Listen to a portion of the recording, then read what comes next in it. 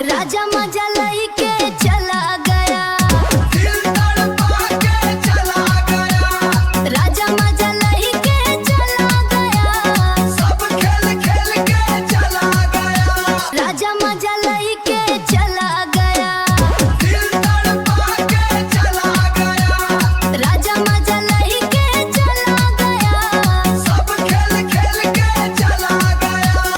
दिन रात का प्यार पल भर में भुला गया, मीठी मीठी बात करके दिल को रुला गया, राजा मजा लेके चला गया, राजा मजा लेके चला गया। डीजे बीट पे कमरिया हिला के नाचूंगी, तेरी बेवफाई का जश्न मना के नाचूंगी, राजा मजा लेके चला गया, राजा मजा लेके चला गया। हे सुन, अब बस हो गया, अरे निकल यहाँ से।